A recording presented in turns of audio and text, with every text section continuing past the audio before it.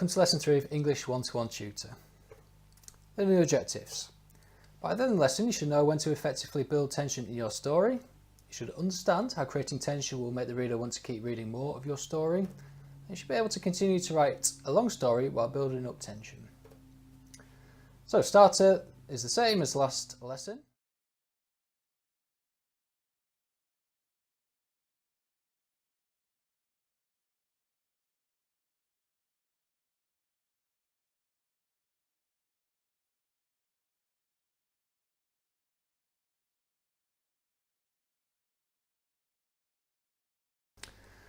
So, continuing your story. You will continue to write your long story from the previous lesson.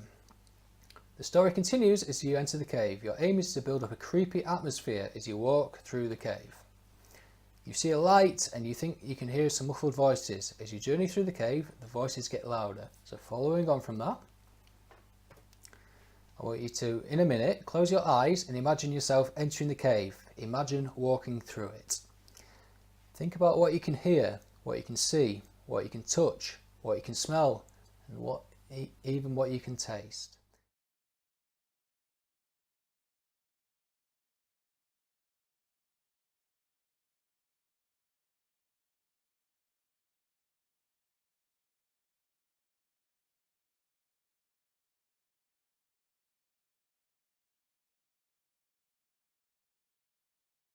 Okay, your tasks.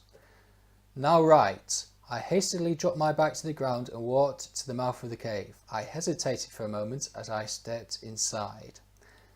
After you've written that, I want you to continue the story on your own, building up suspense and build up a creepy atmosphere. Okay, refer back to the previous exercise where you imagined what you saw, what you could hear, etc., etc. Okay, once you've done that, you must end the section with I could still hear the muffled voices but could not understand what they were saying.